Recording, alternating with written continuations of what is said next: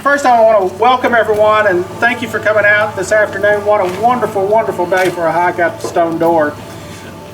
This pavilion is kind of was originally started, what was it, 2 years ago, 3 years ago? It was, yeah. On behalf of George and all the staff at South Cumberland, we just really want to thank the Friends Group for taking the initiative, taking the steps to build this pavilion. It'll be a great asset to our park. We'll use it for programs. Every year when we have our 5th grade hikes, we'll be able to have programs for them in here. They'll be able to eat even if it's raining. We're hoping that people within the community will use it for family reunions and birthday parties, and I really think every weekend this thing will be rented out almost every single Saturday. Picture cut. Ready for the Real cutting of the ribbon. Real cut. Can look faster though. Yay! Okay. For our hike up to Stone Door, we're going to have state naturalist, longtime supporter of South Cumberland State Park, Randy Hedgepath, for coming. Thank you for having me. I had the privilege of being the resident ranger here at Stone Door for about 2 years and loved every second of it. What a wonderful place. Yeah, this was my old stomping grounds. When I was a little kid, I'd ride my horse over here from Beersheba, set up my camp down here at Laurel Falls and spend the weekends here. This was, our backyard. Wow. So we were very happy when the action started happening to be able to buy and protect Stone Door as well as Savage Gulf and all this. So that made us very happy. In the mid-60s, starting to talk about that with the Savage Gulf Preservation League, and then up to the actual purchase, which was 68, is that right? 69 it was completed. Right, okay. The original purchase was just the plateau top. So if you went down through the door itself in 1969, you were onto private property. So that was purchased in 1970 something.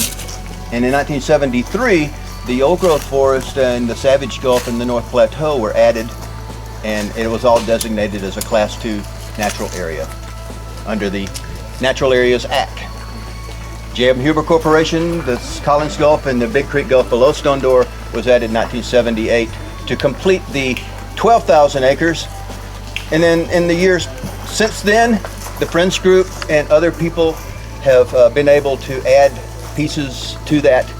And today we celebrate a piece that was identified in 1985, I believe. The park manager and I were asked to make a strategic management plan for the natural area, and we identified the Jones tract as a vital piece that needed to be acquired. That was 30 years ago. It took a while. Thank goodness Miss Jones was a nature lover and did not develop or build a house or anything on that property, and 30 years later it's still natural and very appropriate to be added to the natural area.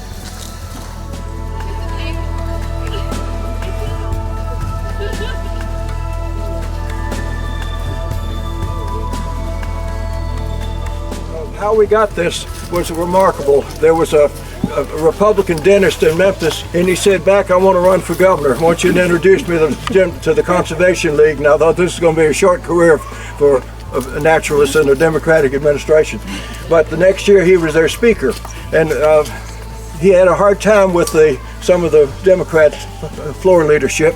And I said, "Governor, aren't you tired of arguing politics? Don't you want to stretch your legs and come take a little horseback ride in Savage Gulf?"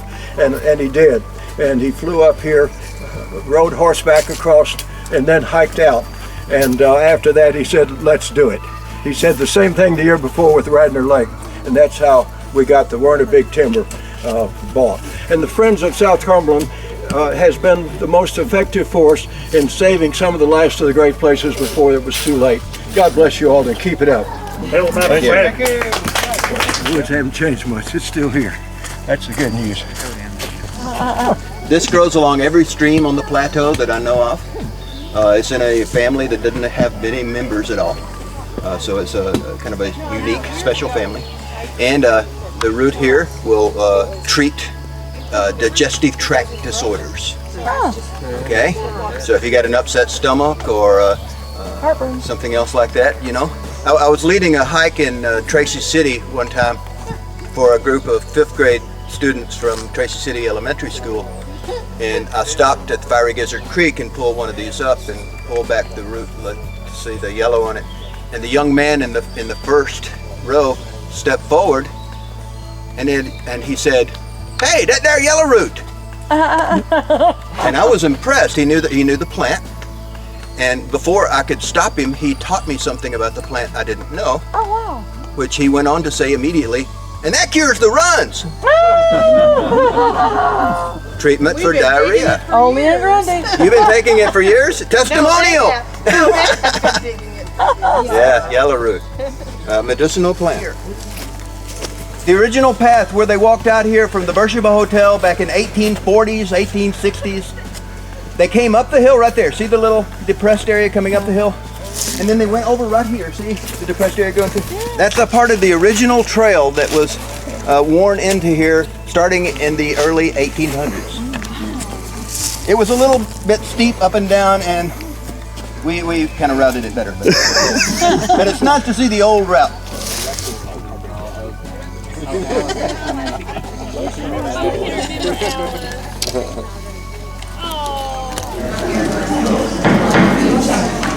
Ty Burnett gave me this, and just realized what it's for. We had 2 reasons for organizing this event today. The first thing was to have a celebration of the purchase of the Jones track, what we call the Jones track, which lies across the Gulf, Big Creek Gulf, about 2,000 feet of bluff line over there, which is now saved, which is now secured.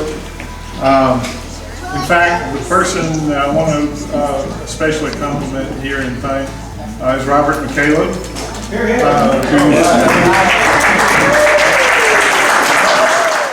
I've heard it said that everyone has some place that is special to them, but some places are special to everyone.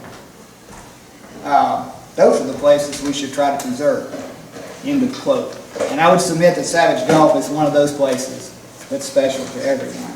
Our purposes in preservation of a place is that anyone and everyone can come and enjoy its scenic beauty.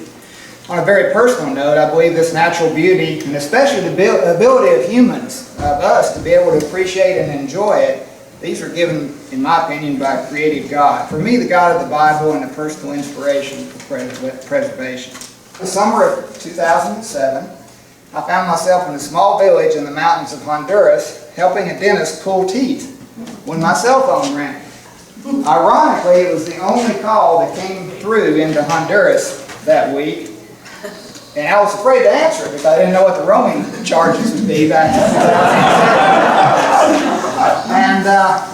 But I did pause from my job as dental assistant for our church's medical dental team, hoping the caller would leave a message. For it was a Mrs. Jones whom I had left a message for a week or so before. You know, I can still remember standing in that little village and that's Mrs. Jones calling me back. Well, she did leave a message.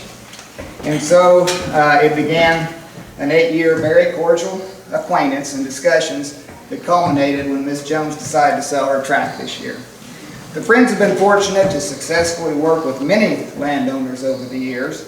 With Miss Jones and others, we've been able to explore the concepts of annuities, land exchanges, Section 1031 exchanges, and other ideas that have financial and other benefits to both us and the landowners as well. So the Friends have been grateful for those opportunities and look forward to continued good relations with other stewards of lands that are near the park. So we thank Mrs. Jones, who's not here today, she lives in Michigan, and to the Friends and to each of you for your support.